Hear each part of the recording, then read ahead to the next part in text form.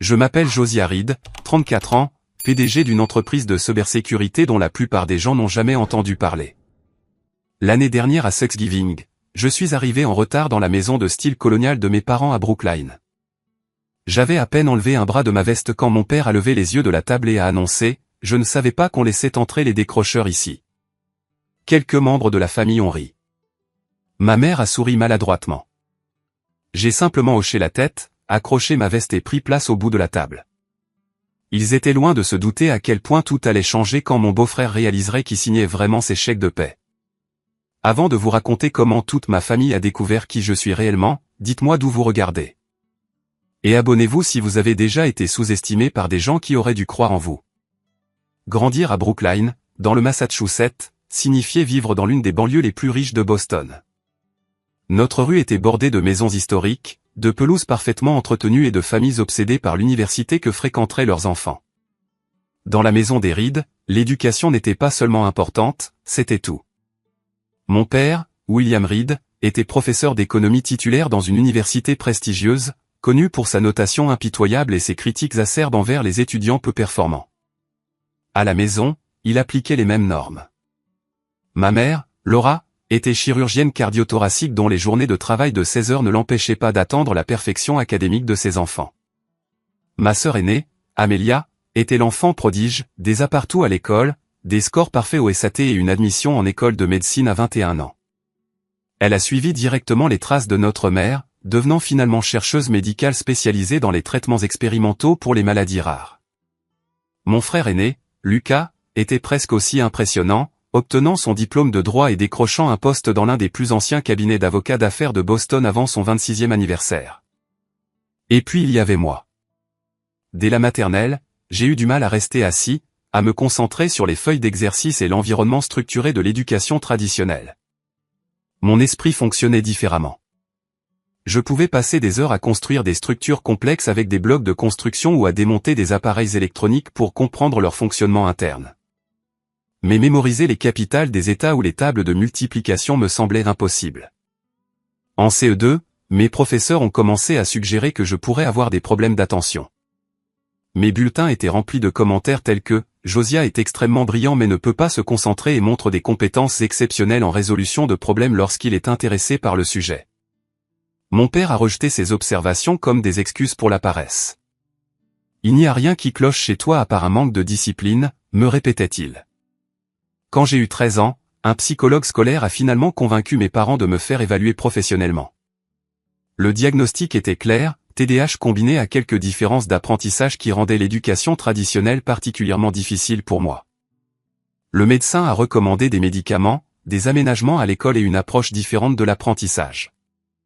La réponse de mon père, nous ne droguerons pas notre fils parce qu'il ne fait pas assez d'efforts. Malgré le diagnostic, peu de choses ont changé à la maison. Les interrogatoires nocturnes sur les devoirs ont continué. Les dîners de famille restaient des champs de bataille intellectuels où mon père nous interrogeait sur l'actualité, les faits historiques ou les concepts scientifiques. Alors que mes frères et sœurs s'épanouissaient sous la pression, je me figeais, oubliant des faits que je connaissais réellement ou laissant échapper des réponses à moitié formées qui me valaient des regards de désapprobation. Ma mère a essayé à sa manière, engageant des tuteurs et des spécialistes pour corriger ce qu'elle voyait comme des déficiences. Un été, j'ai dû passer 4 heures par jour avec un enseignant à la retraite sévère qui me frappait les jointures avec une règle quand mon attention vagabondait. Une autre fois, mes parents m'ont envoyé dans un camp d'entraînement académique qui promettait d'inculquer la discipline aux élèves peu performants.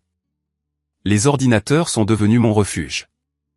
J'ai appris par moi-même les langages de programmation, construit mon premier site web à 14 ans et même développé une application simple qui m'aidait à organiser mes pensées et mes devoirs d'une manière qui avait du sens pour mon cerveau.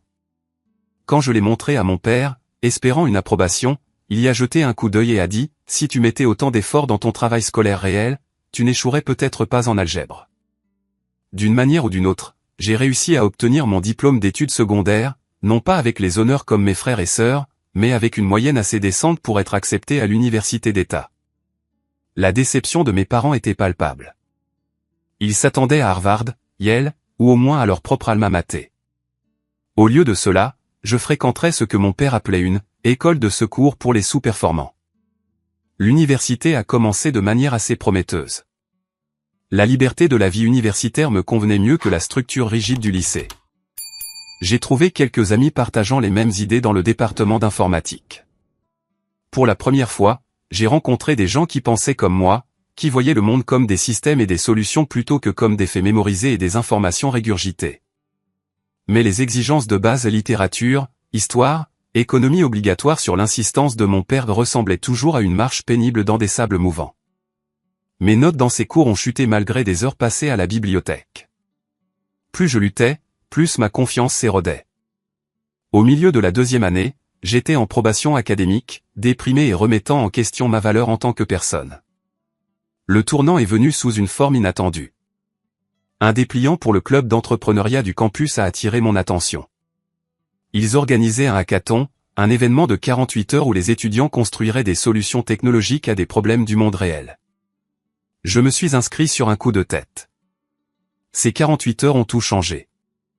Alimenté par des boissons énergisantes et la passion, j'ai construit un protocole de sécurité qui identifiait les violations de données potentielles en temps réel. Les juges, de véritables vétérans de l'industrie technologique, ont été assez impressionnés pour me décerner la première place et me mettre en contact avec des startups locales. Pour la première fois, le câblage unique de mon cerveau ressemblait à un atout plutôt qu'à un handicap. 2 semaines plus tard, j'ai pris la décision la plus difficile de ma vie. J'ai abandonné l'université pour poursuivre ma propre entreprise technologique. J'ai appelé mes parents un dimanche soir pour le leur dire. « Tu jettes ton avenir », a dit mon père, la voix froide de fureur. Aucun rive n'a jamais échoué à terminer ses études. Je n'échoue pas à les terminer, ai-je essayé d'expliquer. Je choisis un chemin différent.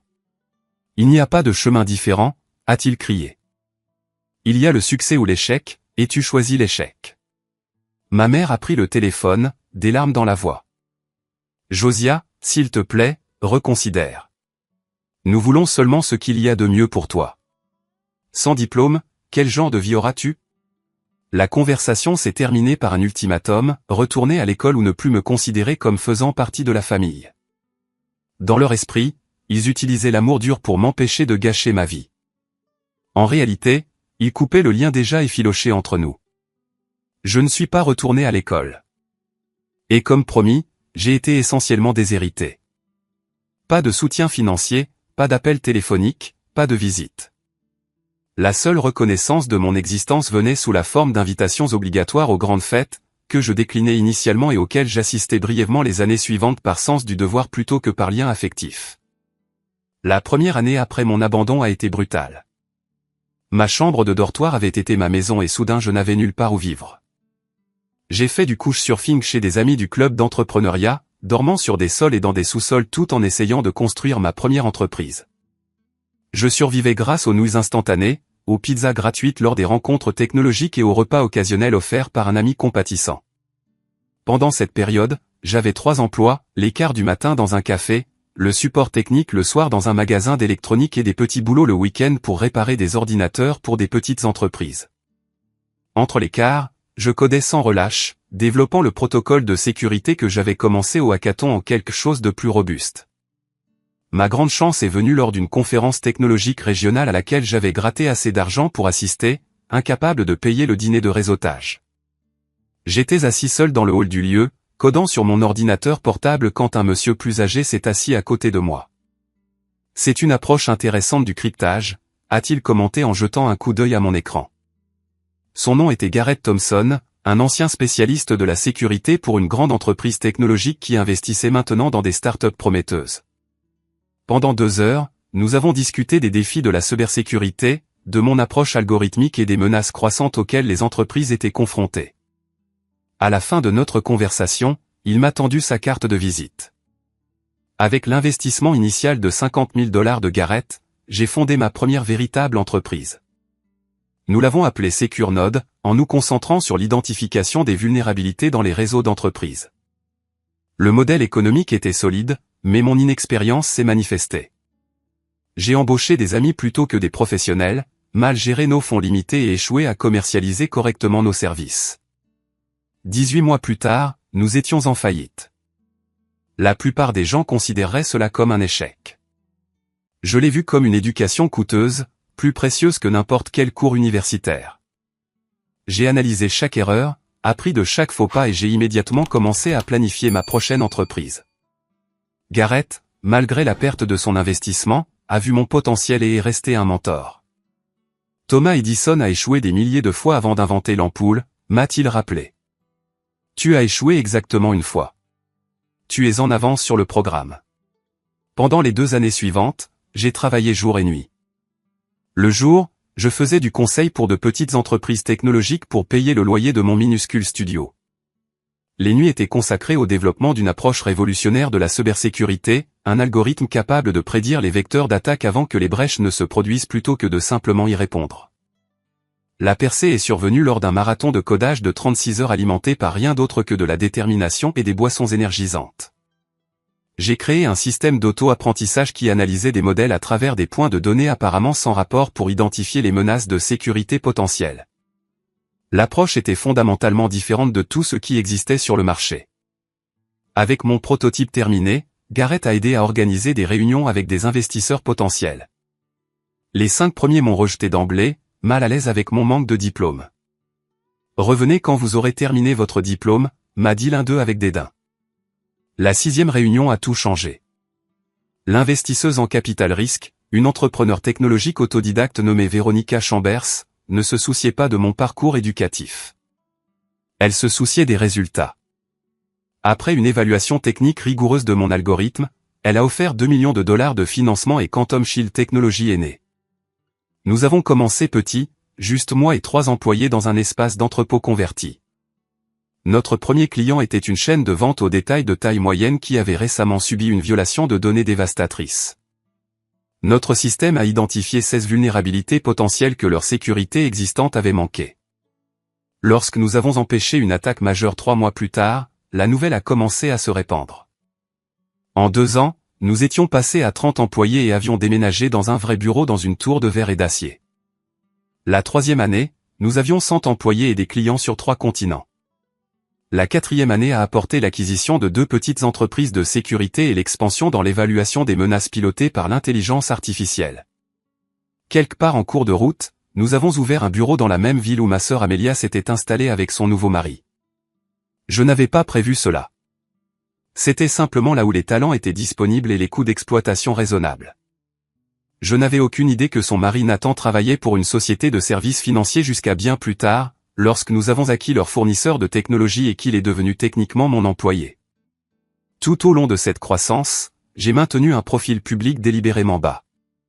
Dans une industrie obsédée par les PDG célèbres et les personnalités tape à accent grave l'œil, j'ai choisi la confidentialité. Notre site web me listait simplement comme J.R. Reid, fondateur et PDG. Nous n'avons publié aucune photographie.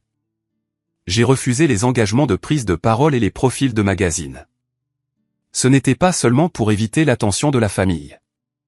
Je croyais sincèrement que notre travail devait parler de lui-même.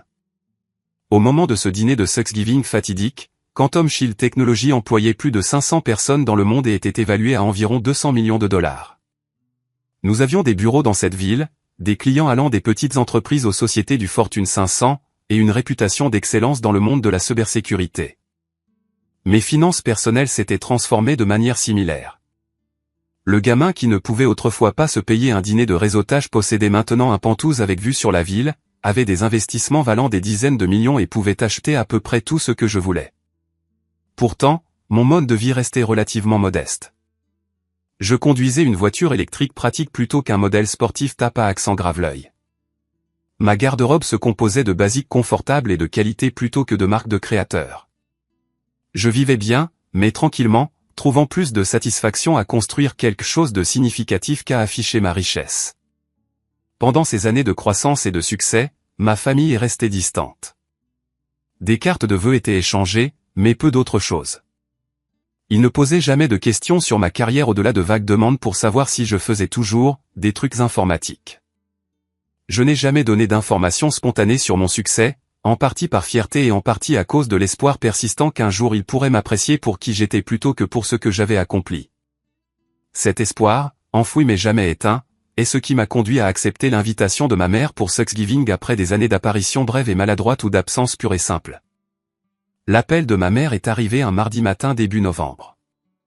J'étais en train d'examiner des documents d'acquisition pour une start-up prometteuse lorsque mon assistante a mentionné que ma mère était en ligne. J'ai failli refuser l'appel. Nos conversations étaient généralement brèves et superficielles, mais quelque chose m'a fait décrocher. Josiah, a dit ma mère, sa voix portant son mélange habituel de formalité et de retenue. J'appelle pour Thanksgiving. Je me suis préparé à l'invitation standard que je déclinais habituellement ou que j'acceptais seulement pour faire une brève apparition. Nous aimerions que tu viennes cette année, a-t-elle continué. Toute la famille sera là. Amelia amène son nouveau mari. Je ne pense pas que tu l'aies encore rencontré. Nathan travaille dans la finance. Très performant. L'accent subtil sur « performant » ne m'a pas échappé. Un rappel de ce que je n'étais soi-disant pas. Je vais vérifier mon calendrier, ai-je dit sans m'engager. Cela signifierait beaucoup pour ton père et moi, a-t-elle ajouté. Une rare pointe d'émotion authentique dans sa voix. Après avoir raccroché, je me suis assis à mon bureau, retournant l'invitation dans mon esprit. Une partie de moi voulait décliner comme d'habitude pour me protéger du jugement et de la comparaison inévitable. Une autre partie, peut-être l'enfant plein d'espoir qui se cachait encore quelque part à l'intérieur de l'adulte qui a réussi, se demandait si les choses pourraient être différentes cette fois. Ce soir-là, j'ai appelé ma meilleure amie Maya pour obtenir des conseils. Nous nous étions rencontrés pendant mes jours de couchsurfing quand elle m'avait offert son futon pour 3 jours maximum. Cela s'est transformé en 3 mois. Malgré ma capacité à lui offrir maintenant tout ce qu'elle voulait en retour, elle refusait tous les cadeaux sauf des dîners occasionnels et notre échange traditionnel de Noël. C'est ta famille, Joe, a-t-elle dit après que je lui ai expliqué mon dilemme. Mais tu n'es plus la même personne qui laissait leur désapprobation l'écraser. Tu as construit quelque chose d'incroyable avec ou sans leur validation. Je ne vais pas annoncer mon succès comme un fils prodigue, lui ai-je dit. Si j'y vais, c'est juste pour être présent, pas pour prouver quoi que ce soit. Alors c'est peut-être ça ta réponse, a-t-elle répondu. Après y avoir réfléchi plusieurs jours, j'ai répondu affirmativement au message de plus en plus insistant de ma mère. J'ai pris des dispositions pour que mon équipe de direction gère les opérations pendant mon absence et j'ai libéré mon calendrier pour le week-end de 4 jours. À l'approche de Thanksgiving, mon anxiété a augmenté. Je me suis retrouvé à faire des rêves stressants où j'échouais à des examens, un cauchemar récurrent de mes jours d'université. Pendant mes courses matinales, je répétais des conversations potentielles, préparant des réponses aux questions inévitables sur ma vie et ma carrière. Le matin de Thanksgiving est arrivé avec un temps inhabituellement froid et une légère couche de neige. Je me suis habillé soigneusement avec des vêtements qui oscillaient entre le professionnel et le décontracté, un jean foncé, un pull anthracite sur une chemise boutonnée et des bottes en cuir. Rien de tape à accent grave-l'œil, pas de marque de créateur, mais des pièces de qualité qui me convenaient. J'ai envisagé de prendre ma berline électrique de tous les jours plutôt que ma voiture de sport rarement utilisée, voulant éviter toute apparence de frime. En fin de compte, j'ai décidé d'être simplement moi-même. Pas de prétention, pas de performance, pas de cachette. Le trajet jusqu'à la maison de mes parents a duré 90 minutes. Chaque kilomètre ramenait des souvenirs de retour précédents.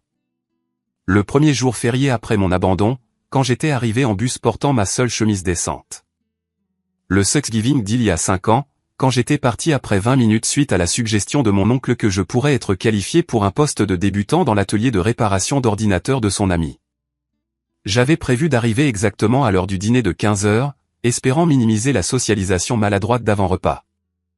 Un appel d'urgence de notre équipe de sécurité européenne m'a retardé, et au moment où je me suis garé dans l'allée circulaire familière, il était presque 16 heures. Plusieurs voitures de luxe bordaient l'allée, la berline allemande de mon père, la voiture de sport italienne de mon frère et divers véhicules appartenant à la famille élargie. Debout sur le pas de la porte de ma maison d'enfance, j'ai pris une profonde inspiration et j'ai sonné. Ma mère a répondu, son visage enregistrant un choc momentané face à ma ponctualité avant de se figer dans son sourire social. « Josiah, tu as réussi. Nous avons déjà commencé le dîner. Tu sais que ton père n'aime pas attendre. » Je suis entré dans le hall, commençant à enlever mon pardessus en laine quand la voix de mon père a porté depuis la salle à manger. « Est-ce Josiah qui nous honore enfin de sa présence ? Je ne savais pas qu'on laissait entrer les décrocheurs ici. » Quelques membres de la famille ont ri, le rire distinctif de mon oncle Henry. Mon cousin Steven a ricané. Quelqu'un d'autre que je ne pouvais pas identifier. Le sourire de ma mère s'est resserré, mais elle n'a rien dit pour ma défense.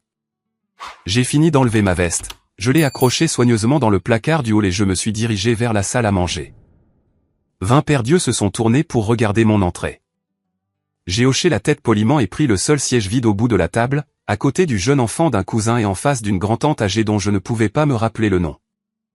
Maintenant que tout le monde est là, a annoncé mon père avec une emphase pointue, continuons notre repas.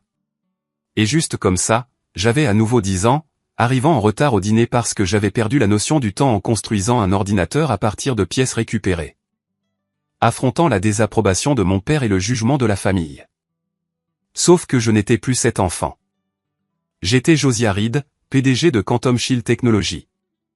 Et pour la première fois dans cette maison, je n'ai ressenti aucun besoin de m'excuser d'être exactement qui j'étais.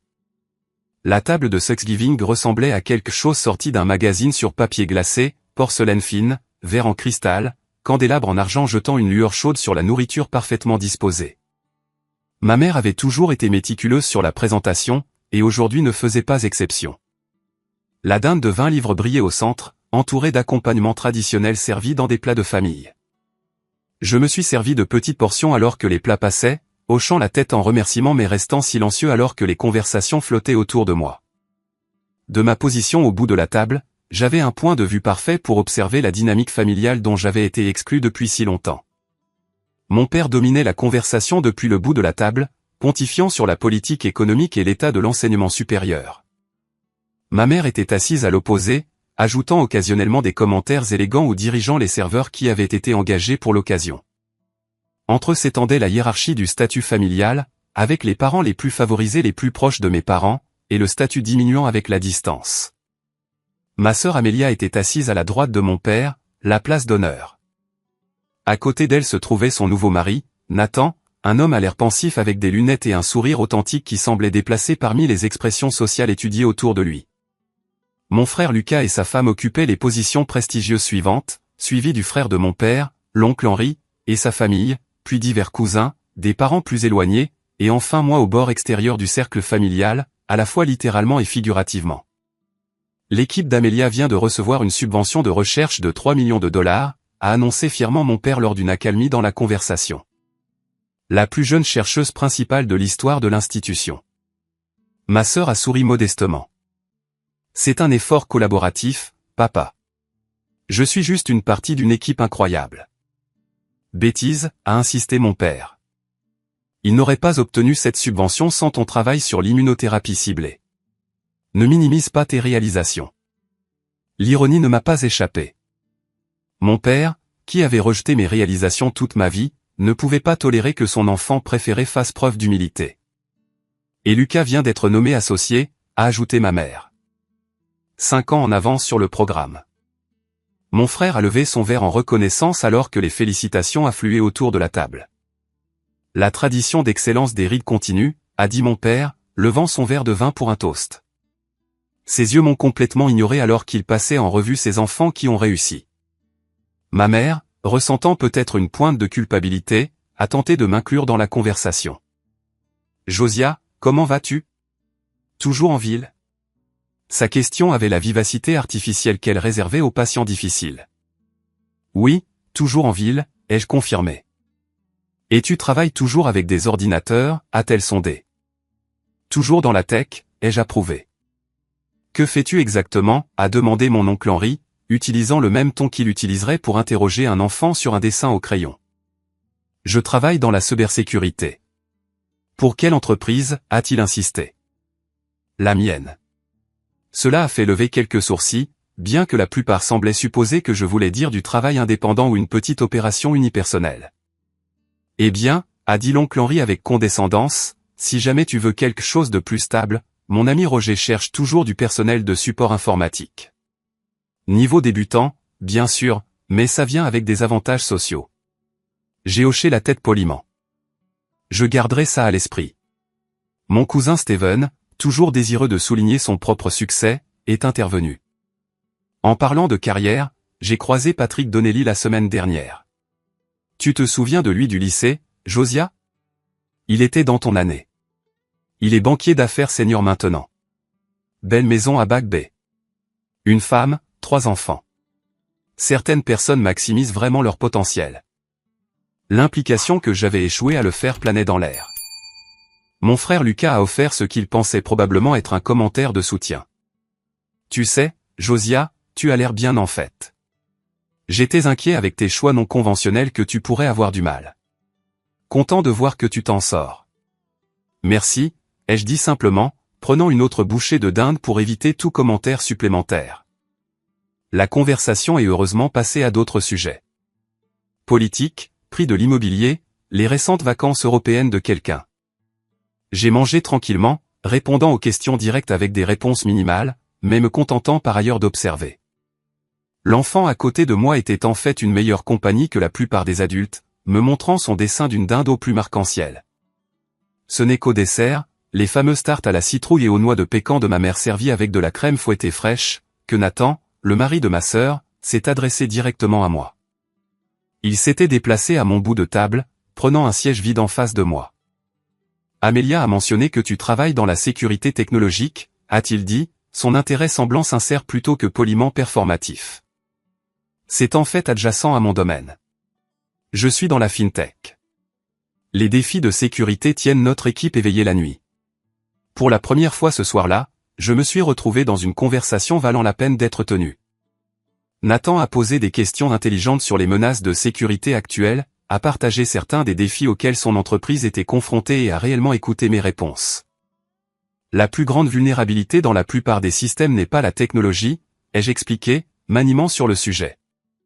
C'est le comportement humain. Vous pouvez avoir les protocoles de sécurité les plus sophistiqués au monde, mais si quelqu'un partage son mot de passe ou clique sur un lien suspect, ces protections ne signifient rien. Nathan a hoché la tête avec enthousiasme. Exactement. Nous venons de mettre en place un nouveau système de sécurité qui est censé être à la pointe, mais amener les gens à suivre une hygiène de sécurité de base est la vraie bataille. Quel système avez-vous mis en place, ai-je demandé, sincèrement curieux. C'est d'une entreprise appelée Quantum Shield, a-t-il répondu. Ça a complètement transformé notre approche. Le système s'adapte en fait au modèle de comportement des utilisateurs pour identifier les anomalies. Une conception brillante. J'ai gardé mon expression neutre malgré la montée de fierté. Ça semble innovant. Ça l'est. Notre équipe technique dit que c'est révolutionnaire. Le PDG de l'entreprise est une sorte d'homme mystère, cependant. Brillant mais privé. Se fait appeler JR. Fait rarement des apparitions publiques. A complètement transformé notre société mère après l'acquisition. Certains de mes collègues étaient sceptiques à l'idée de rendre compte à une nouvelle équipe de direction, mais ce gars a apparemment une vision incroyable pour l'industrie. Plusieurs membres de la famille avaient commencé à écouter notre conversation, peut-être surpris de voir quelqu'un s'engager si sérieusement avec la déception de la famille. A vraiment changé la culture de l'entreprise aussi, a continué Nathan. A créé toutes ces opportunités pour des gens avec des parcours non conventionnels. L'un de nos meilleurs analystes en sécurité est un ancien artiste sans éducation technologique formelle qui a été embauché via leur programme d'apprentissage. Ma sœur Amélia avait migré vers notre conversation, semblant légèrement agacée que son mari passe autant de temps à me parler. Nathan travaille pour FinSecure Global, a-t-elle interjecté, récemment acquis par une plus grande entreprise technologique, mais il a été promu 2 fois depuis la transition. Il est en bonne voie pour la haute direction.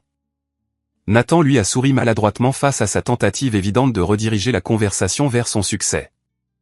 L'acquisition a été en fait une excellente décision pour nous. Une culture d'entreprise beaucoup plus innovante. On dirait que tu aimes ton travail, ai-je dit. Oui. Le meilleur travail que j'ai eu. Où as-tu dit que tu travaillais, Josiah? Le moment était arrivé sans que je l'ai planifié. Je pouvais donner une autre réponse vague, mais quelque chose en moi, peut-être le conseil de Maya d'être mon moi entier, poussait vers l'honnêteté. Quantum Shield Technology, ai-je dit simplement. L'expression de Nathan a été perplexe au début, puis est passée à la confusion alors qu'il traitait mes mots. Attends, tu travailles chez Quantum Shield? Dans quel département? Je l'ai fondé. Je suis le PDG. Nathan m'a fixé, sa fourchette figée à mi-chemin de sa bouche. Il a cligné des yeux rapidement, m'a examiné à nouveau comme s'il me voyait pour la première fois, puis a dit d'une voix qui a porté à travers la table soudainement silencieuse, « Attends, tu es mon PDG? Tu es JR? La pièce est tombée dans un silence de mort. 20 paires d'yeux se sont braqués sur moi avec des expressions allant de l'incrédulité au choc. Le verre de vin de mon père s'est arrêté à mi-chemin de ses lèvres. La main de ma mère a volé à son collier de perles. Mon frère Lucas s'est redressé, me réévaluant avec des yeux calculateurs. Oui, ai-je confirmé, ma voix calme. Je le suis. Le silence a duré environ 5 secondes avant d'éclater en chaos. Mon père s'est légèrement étouffé avec son vin. La main de ma mère tremblait alors qu'elle posait sa fourchette à dessert avec fracas. La bouche de l'oncle Henri s'ouvrait et se fermait sans produire de son. Le cousin Steven a viré à une teinte intéressante de rouge. Nathan a rompu le silence. Mais c'est. Tu as fondé une entreprise de 200 millions de dollars. Tu es ce J.R. Reid. Avant que je puisse répondre, il a continué, l'excitation prenant le pas sur son choc. L'algorithme qui alimente toute notre infrastructure de sécurité. C'est ta création. Le système de défense adaptatif, l'analyse prédictive des menaces. J'ai hoché la tête. Putain de merde, a-t-il dit, puis a immédiatement jeté un coup d'œil d'excuse à ma mère pour la grossièreté. Désolé, Madame Reid, mais waouh. Mon père a retrouvé sa voix. Josiah, de quoi parle-t-il? Nathan a répondu avant que je puisse. L'expression de mon père est passée de la confusion au calcul en un instant. Eh bien, a-t-il dit, sa voix prenant un ton fier qui n'avait jamais été dirigé vers moi auparavant. Nous avons toujours su que Josiah avait du potentiel. Un style d'apprentissage différent, mais brillant à sa manière. Je l'ai encouragé à poursuivre ses forces. Ma mère s'est rapidement jointe à lui. Nous avons toujours cru en toi, Josiah. Même quand tu as choisi un chemin non conventionnel. Le révisionnisme flagrant était presque impressionnant. Mon oncle, qui quelques minutes plus tôt m'avait offert un poste de débutant par pitié, me regardait maintenant avec un nouveau respect frôlant l'obséquiosité. Quantum Shield, bien sûr. J'ai lu à leur sujet dans le Wall Street Journal. Trajectoire de croissance remarquable. J'aurais dû faire le lien avec le nom. La suffisance antérieure du cousin Steven s'était complètement évaporée. Donc, tu as réellement réussi. Le concept semblait le déconcerter. Mon frère Lucas, toujours l'avocat, envisageait déjà les possibilités de réseautage. Nous devrions déjeuner bientôt, Josiah. Mon cabinet représente plusieurs entreprises technologiques. Il y a peut-être des synergies à explorer. Les questions sont arrivées en rafale après cela, avec des parents qui avaient à peine reconnu ma présence maintenant désespérés d'avoir des détails. Combien d'employés as-tu? À combien l'entreprise est-elle évaluée? Prévois-tu une introduction en bourse? As-tu une maison en ville? Vois-tu quelqu'un? Pourquoi ne nous l'as-tu pas dit? J'ai répondu de manière minimale, sans me vanter ni diminuer mes réalisations. Oui, l'entreprise se portait bien. Non, je ne prévoyais pas actuellement d'entrer en bourse. Oui, j'avais un bel endroit en ville. Non, je ne voyais personne sérieusement pour le moment, j'avais une carrière exigeante. Quant à savoir pourquoi je ne leur avais pas dit, j'ai simplement dit que le sujet n'était jamais venu sur le tapis. La vérité, bien sûr, était plus compliquée. Je ne leur avais pas dit parce que leur validation n'était pas ce qui me motivait. Et peut-être que dans un coin de mon cœur, j'avais voulu qu'ils s'intéressent à moi, juste moi, Josiah, sans les attributs du succès. Alors que le dessert se terminait et que les gens se déplaçaient vers le salon pour le café, ma sœur m'a tiré à part dans le bureau de notre père, une pièce où j'avais rarement été autorisé à entrer enfant. « Pourquoi tu ne me l'as pas dit ?» a exigé Amelia, son expression étant un mélange complexe de blessure, d'étonnement et de quelque chose qui ressemblait suspicieusement à de la jalousie. « Je suis ta sœur. »« Quand te l'aurais-je dit, Amelia ?» La dernière fois que nous avons parlé, c'était à Noël l'année dernière. Tu as parlé de tes recherches pendant 15 minutes et tu m'as posé exactement une question sur ma vie. Ce n'est pas juste. Nous avons tous été occupés. Oui, nous l'avons été. La différence est qu'on a toujours attendu de moi que je suive tes réalisations et les mouvements de carrière de Lucas. Personne n'a jamais montré le moindre intérêt pour les miennes. C'est parce que nous pensions. Elle s'est arrêtée. Vous pensiez que j'étais un raté, ai-je fini pour elle? Le décrocheur de la famille. L'histoire d'avertissement sur ce qui arrive quand on ne suit pas le chemin prescrit. Elle a eu la grâce d'avoir l'air embarrassée. Nous étions inquiets pour toi. Un diplôme universitaire est important. Pour certaines carrières, oui. Pour ce que je fais, les compétences pratiques et l'innovation comptent plus que les diplômes. Et Nathan travaille pour toi. Elle semblait encore digérer ce fait. Mon mari rend compte à mon petit frère. Techniquement, il est plusieurs niveaux en dessous dans l'organigramme. Mais oui, Quantum Shield a acquis fin Secure Global l'année dernière. Leur infrastructure de sécurité avait besoin d'une refonte complète. Il adore son travail, a-t-elle dit doucement. Il dit que c'est la meilleure culture d'entreprise qu'il ait jamais connue. C'était toi. J'ai hoché la tête. J'ai construit le genre d'entreprise que j'aurais aimé voir exister quand je commençais. Nous embauchons pour le talent et le potentiel, pas pour le pédigré. Nathan nous a rejoints alors, semblant toujours légèrement ébloui. Je n'arrive pas à croire que j'ai raconté à mon beau-frère à quel point mon PDG est incroyable sans réaliser que c'est la même personne. Malgré tout, je me suis surpris à sourire. L'enthousiasme de Nathan était sincère, non souillé par la dynamique familiale compliquée qui tourbillonnait autour de nous. Tu as fait un excellent travail en mettant en œuvre les protocoles de sécurité, lui ai-je dit. Le taux d'adaptation de ton équipe est parmi les plus élevés de l'entreprise. Il a rayonné face aux éloges. Merci. Ça signifie beaucoup venant de toi. J'ai tellement de questions sur l'architecture sous-jacente quand tu auras le temps. Alors que Nathan se lançait dans une question technique, mon père est apparu dans l'embrasure de la porte. Son expression était difficile à lire.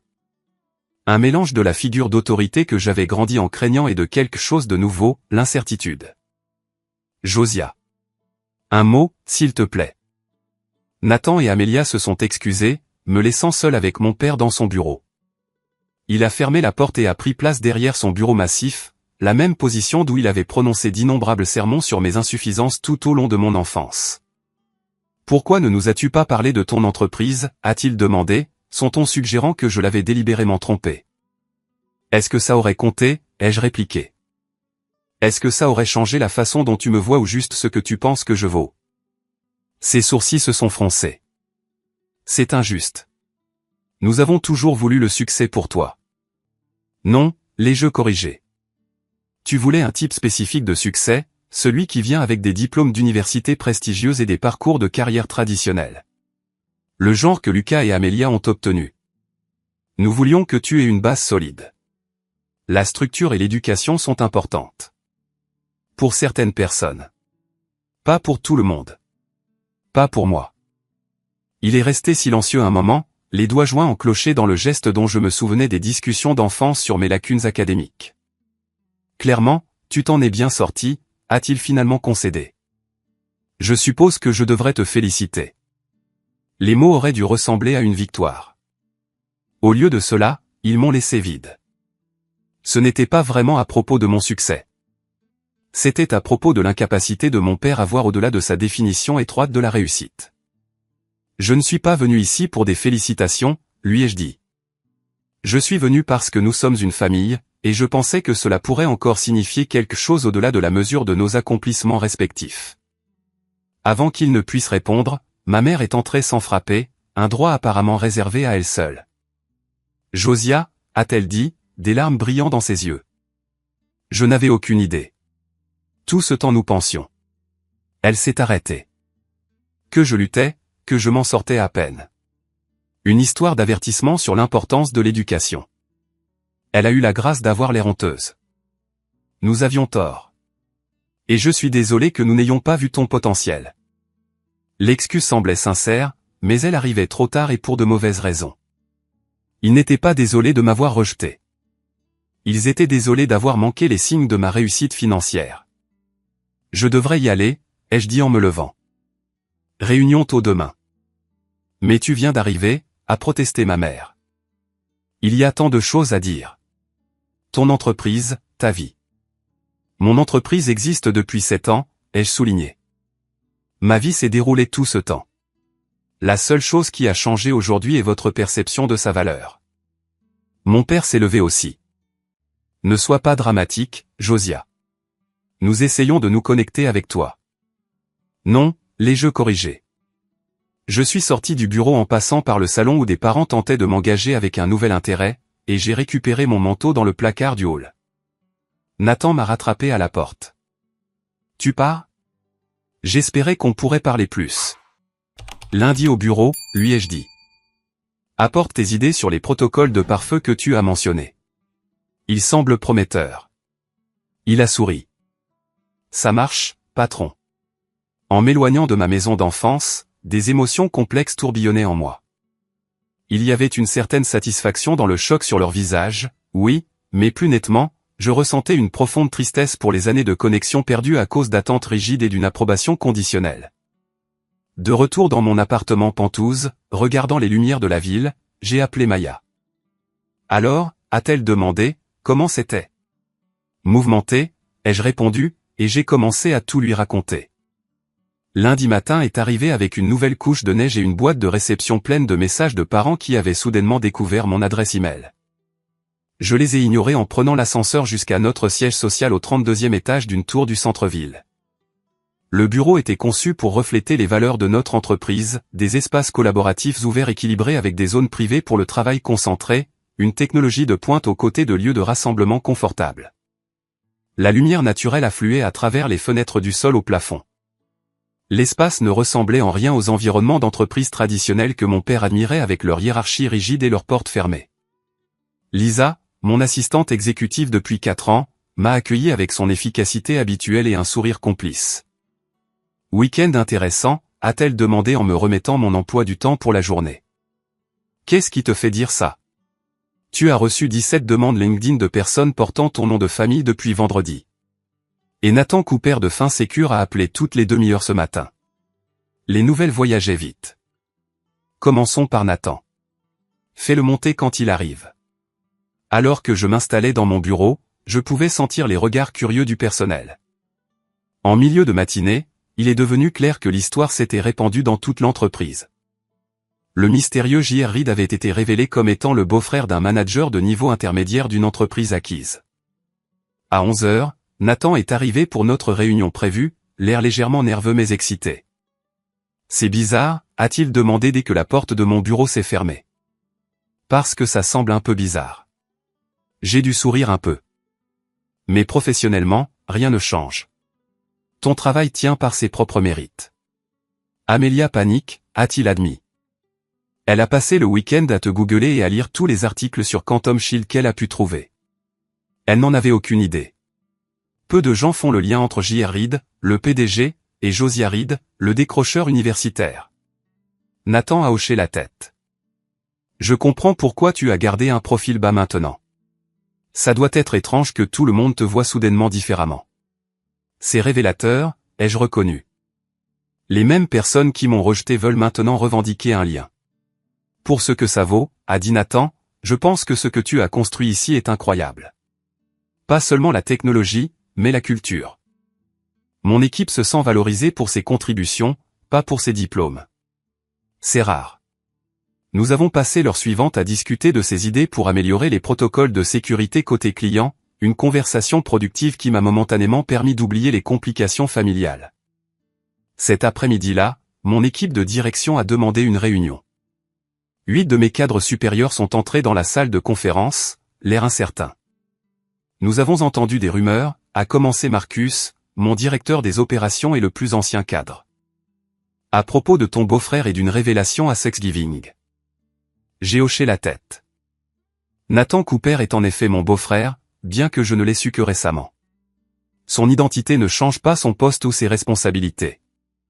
Ce n'est pas à propos de Nathan, a clarifié Véronica, notre responsable des RH.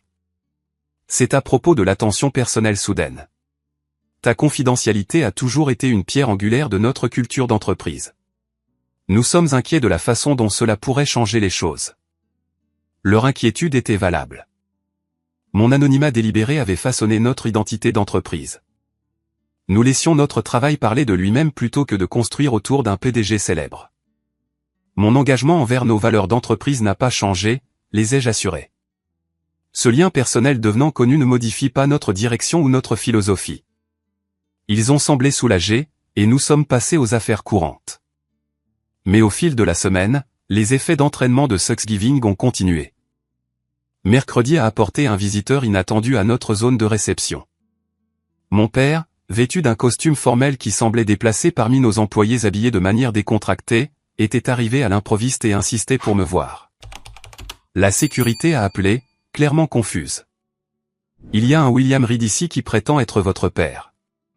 Il n'est pas sur la liste des visiteurs approuvés.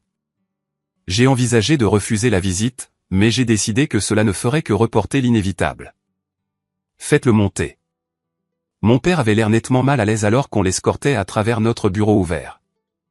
Ses yeux ont pris note du code vestimentaire décontracté, des espaces collaboratifs et de l'environnement distinctement non hiérarchique avec une désapprobation mal dissimulée. C'est différent, a-t-il commenté en entrant dans mon bureau. Ça marche pour nous, ai-je répondu, ne lui offrant pas de siège immédiatement. Une petite affirmation de contrôle que je n'ai pas pu m'empêcher de faire. Il est resté debout, examinant l'espace, les murs de verre, le mobilier moderne et la vue sur la ville au-delà. Opération impressionnante que tu as là. Beaucoup plus grand que ce à quoi je m'attendais. J'ai finalement fait un geste vers une chaise. Avais-tu besoin de quelque chose de spécifique, papa? J'ai une réunion dans 20 minutes. Il s'est assis avec raideur. J'ai réfléchi à notre conversation, à ton entreprise. J'ai quelques pensées qui pourraient être précieuses. Stratégie commerciale, considération d'investissement, structure fiscale. La présomption était si typique que j'ai failli rire. Mon père, qui ne connaissait rien à mon industrie ou à mon entreprise, supposait que sa connaissance académique de l'économie le qualifiait pour me conseiller sur la gestion d'une entreprise que j'avais bâtie à partir de rien. Nous avons des conseillers financiers, des stratèges en investissement et des spécialistes fiscaux, lui ai-je dit. Plusieurs équipes d'entre eux, en fait. Mais la perspective d'un professeur d'économie avec 30 ans d'expérience serait intéressante dans un contexte académique, ai-je interrompu doucement. Mais nous opérons dans un domaine hautement spécialisé qui nécessite une expertise spécifique. Son expression s'est durcie. Je vois. Trop bien pour les conseils de ton vieux père maintenant. Avant qu'il ne puisse répondre, mon téléphone a vibré. Le message de Lisa disait, « Ta mère est maintenant à la réception. » La situation devenait absurde. Apparemment, maman est là aussi. Mon père a eu l'air surpris. Laura est venue? Elle ne prévoyait pas de le faire. J'ai demandé à Lisa de la faire monter aussi. Quelques minutes plus tard, ma mère est entrée, regardant autour d'elle avec le même regard évaluateur que mon père avait utilisé, bien que son expression contienne plus d'émerveillement que de jugement. Josia, a-t-elle soufflé. C'est ici que tu travailles. C'est magnifique. Maman, papa, ai-je dit fermement. Bien que j'apprécie votre intérêt, je suis au milieu d'une journée de travail. Nous avons des centaines d'employés et de clients qui dépendent de nos services. Je ne peux pas tout laisser tomber pour une visite familiale impromptue. Nous essayons juste de faire partie de ta vie, a dit ma mère, l'air blessé. Maintenant que nous comprenons ce que tu as construit. C'est ça le problème, ai-je interrompu. Vous n'êtes pas intéressé à faire partie de ma vie. Vous êtes intéressé à faire partie de mon succès. Il y a une différence, s'est hérissé mon père. C'est injuste. Ton dynamisme, ton éthique de travail, d'où penses-tu qu'ils viennent? Les valeurs que nous t'avons inculquées ont contribué à ce que tu as accompli. Il y avait un noyau de vérité là que je ne pouvais pas nier. Les normes implacables de mon père et le perfectionnisme de ma mère avaient en effet façonné ma détermination, bien que pas de la manière qu'ils avaient prévue. Je dois établir certaines limites, ai-je dit fermement. Les visites personnelles sur mon lieu de travail ne sont pas appropriées sans préavis. Les affaires familiales doivent être gérées en dehors des heures de travail, et mon entreprise n'est pas soudainement une entreprise familiale ouverte aux commentaires de tout le monde. Ma mère avait l'air déçue. L'expression de mon père oscillait entre l'offense et un respect réticent pour mon affirmation de soi. Nous pouvons en discuter davantage lors d'un dîner un de ces jours, ai-je proposé comme compromis. Mais pour l'instant, je dois me préparer pour ma prochaine réunion. Après leur départ, je n'ai pas été surpris de recevoir un flot de messages d'autres membres de la famille. Amelia voulait discuter de collaboration de recherche potentielle entre son équipe médicale et notre division de sécurité des données. Lucas a suggéré que son cabinet d'avocats pourrait gérer nos besoins juridiques d'entreprise. Des cousins se sont renseignés sur les offres d'emploi, les opportunités d'investissement et diverses formes d'aide. La demande la plus inconfortable est venue de l'oncle Henri, qui était passé de l'offre d'un poste de débutant à la demande d'un prêt commercial de 500 000 $ pour une entreprise non spécifiée. J'ai établi une politique claire. Les demandes professionnelles seraient dirigées par les canaux appropriés comme tout autre partenaire ou employé potentiel. Les prêts personnels et les investissements étaient hors de question. Le lien familial n'avantagerait ni ne désavantagerait quiconque cherchant à travailler avec Quantum Shield. Les limites étaient nécessaires mais créaient des tensions. Ma mère appelait fréquemment, oscillant entre des tentatives sincères de connexion et des allusions pas si subtiles aux besoins des membres de la famille. Mon père envoyait des courriels formels exposant ses pensées sur la stratégie d'entreprise, que j'accusais poliment réception mais ne mettais pas en œuvre. Le moment le plus difficile est survenu lorsqu'une réunion importante avec un client a été interrompue par l'arrivée inopinée de ma mère dans le hall, insistant sur le fait qu'elle voulait juste m'apporter le déjeuner et voir où je travaillais. La réceptionniste, reconnaissant le non-ride, ne savait pas comment gérer la situation. J'ai dû m'excuser de la réunion pour régler cela, trouvant ma mère debout à la réception avec un déjeuner fait maison qui semblait être une tentative de réclamer un rôle maternel qu'elle n'avait jamais pleinement occupé. « Maman », ai-je dit doucement, la conduisant vers une zone privée. J'ai expliqué que j'avais besoin qu'elle respecte les limites de mon lieu de travail. « Tu n'entrerais pas dans une salle d'opération pendant une chirurgie pour apporter de la nourriture à un collègue. »« C'est différent », a-t-elle protesté. « Je suis ta mère et c'est mon entreprise. »« C'est mon entreprise. Des centaines de personnes dépendent du travail que nous faisons ici. J'ai besoin que tu comprennes cela. » La conversation a été difficile mais nécessaire. Progressivement, au cours des semaines suivantes, une nouvelle compréhension a commencé à se former. Ma famille a commencé à reconnaître que même si j'étais ouvert à la reconstruction de notre relation, cette relation devrait tenir compte de qui j'étais réellement, pas de qui ils avaient voulu que je sois, et non définie par ce que j'avais accompli. 6 mois après la révélation de Thanksgiving, j'étais assis dans un bureau confortable à Back Bay, en face du docteur Eleanor Winters, thérapeute familial. À ma gauche, était assis mon père. À ma droite, ma mère. C'était notre 4e séance ensemble, une condition que j'avais posée pour continuer à reconstruire notre relation. William, a dit doucement le docteur Winters. Pourriez-vous répéter ce que Josiah vient de partager avec vos propres mots, pour que je sache que vous l'avez entendu? Mon père a bougé inconfortablement. À 72 ans, il restait imposant, dos droit, expression sérieuse, tout à fait le professeur distingué. Mais ces séances avaient révélé une vulnérabilité sous l'extérieur autoritaire. Josiah a dit, a-t-il commencé avec hésitation, que mon accent sur la réussite traditionnelle lui faisait sentir que sa valeur était conditionnelle à la satisfaction d'attentes spécifiques. Que ma désapprobation passée de ces différences d'apprentissage ressemblait à un rejet de qui il est fondamentalement. Et comment vous sentez-vous en entendant cela, a incité la thérapeute. Les mains de mon père se sont serrées sur les accoudoirs. Défensif initialement. Nous voulions ce qu'il y avait de mieux pour lui. Mais il a fait une pause, l'aveu clairement difficile. Je peux reconnaître que ma définition rigide du succès n'a laissé aucune place pour des chemins différents, y compris le sien. Ce n'était pas une transformation complète, mon père croirait probablement toujours à la primauté de l'éducation traditionnelle et des parcours de carrière établis. Mais sa volonté de reconnaître le mal que son approche avait causé représentait un progrès significatif. Ma mère, qui avait été plus réceptive à la thérapie dès le début, a tendu la main pour serrer la mienne. « J'aurais dû te défendre davantage », a-t-elle dit. Défendre tes différences au lieu d'essayer de les corriger. Ces séances étaient parfois douloureuses, mais finalement curatives. Nous apprenions à nous voir comme des personnes complètes, imparfaites, complexes et dignes de respect. Malgré nos différences, en dehors de la thérapie, d'autres relations évoluaient aussi. Nathan était devenu à la fois un collègue apprécié et un ami.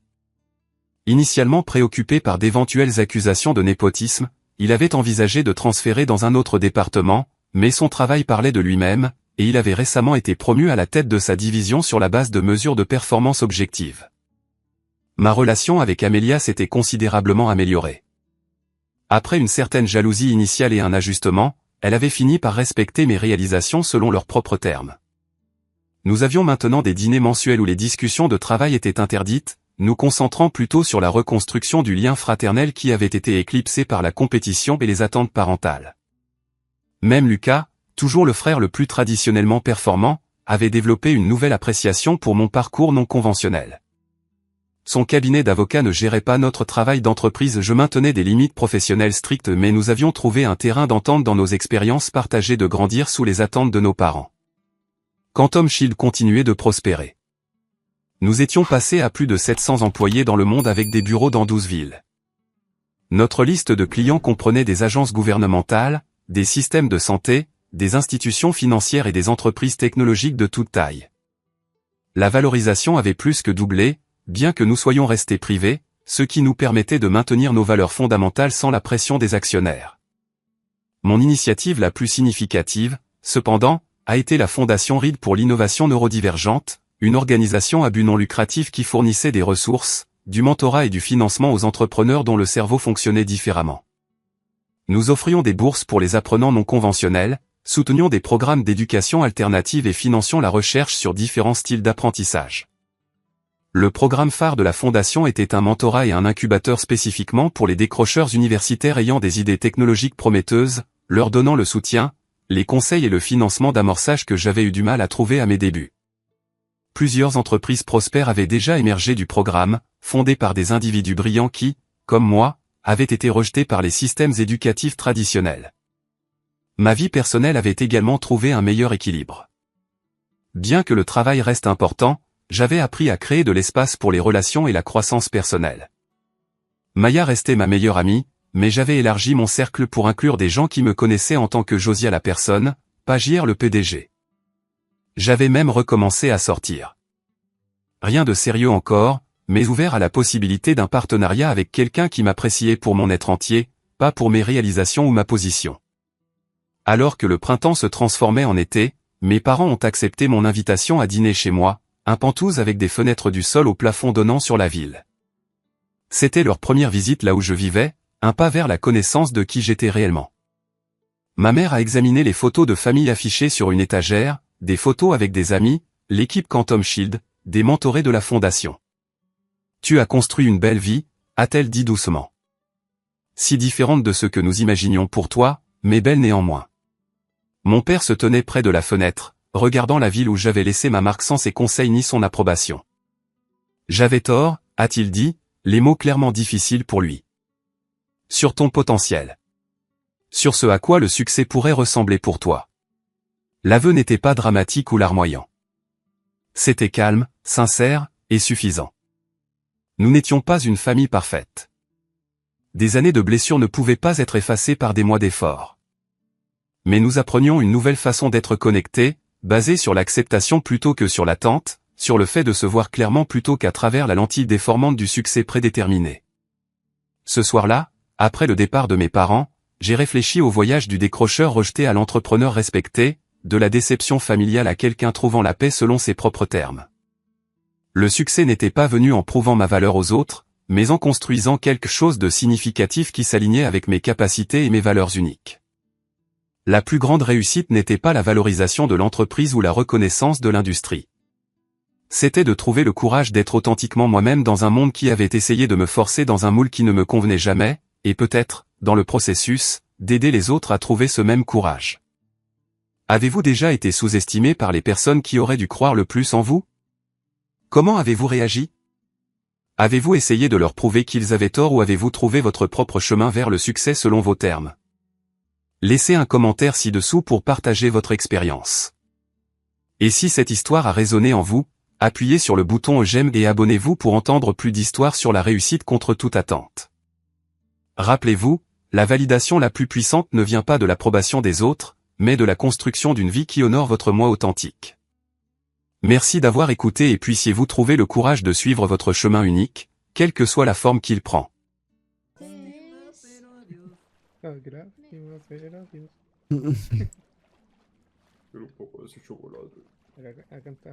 Paleta. Dame paleta. ¿Quién canta de qué? Tío, pero ¿cómo nos vas a llamar, tío?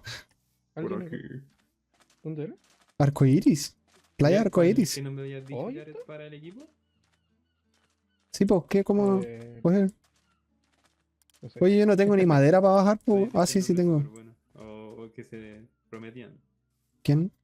¿Quién dijo el nombre súper ¿Qué bueno? equipo? Vamos a hacer quién el equipo. El Pandaka, Dino, tú, tú. yo. Uy. Ahí el panda que lo deja afuera, sí. No dije. Con el Nathan y la Mel. Que la No. Mary tiene equipo. Eran como Sí, sí, tiene. 4. Ya son 4 ellos. Ah, pero dijo que ya no tenía. No, sí. Que la había ¡Ah! dejado aquí. Pero porque creo que se fue ahora temporalmente el. Ayuda. Ayuda. ¿Todo bien? Eso entendí yo. Ey. No escuché. Eso entendí No, yo, fue como ya tenía que equipo, se pero se murió. desconectaron. Como dices tú.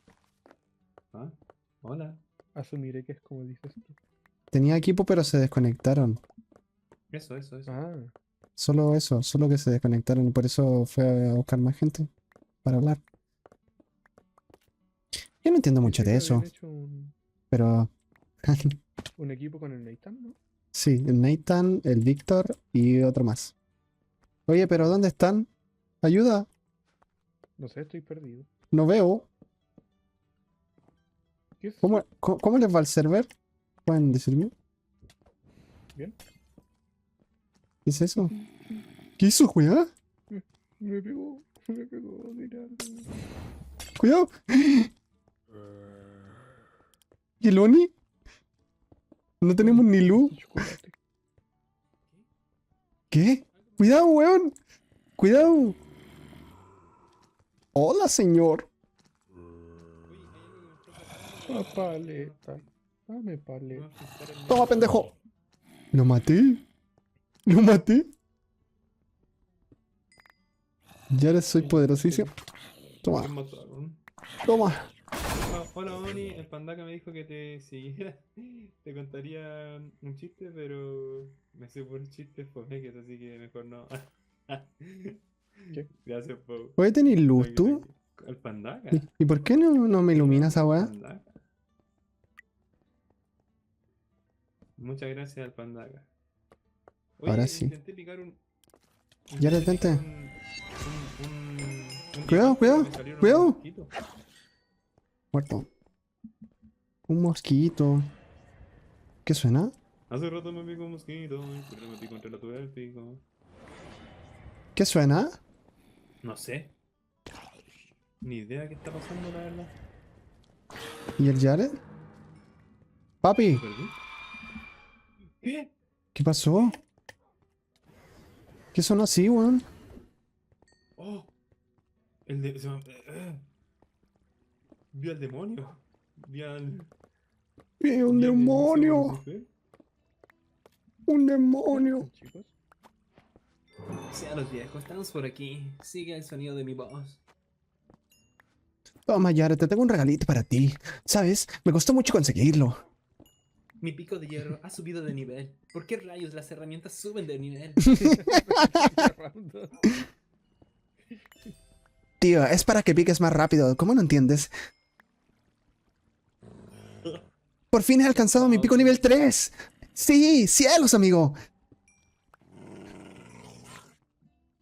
Necesito un arma del mod para poder usar mis habilidades, viejo. Tío, que yo también tengo habilidades, tío. Ya he conseguido un arma del mod y me ha costado mucho conseguirla. Oh, viejo, rayos. ¿Cómo poder conseguir un arma del mod? Y de repente el Jared lo vemos sentado en un cuarto. Diablos, amigo. Ellos tienen armas y yo no. Ah, ¿no? Hablando a la cámara así. La verdad me da mucho celo. No sé qué se creen estos tipos hablando de armas cuando yo acabo de empezar. Celos, viejo.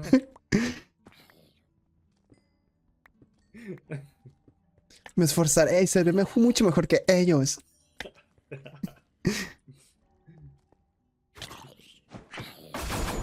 Estos tipos no saben con qué se meten. Mm. Ya, pues, ¿cómo se va a llamar el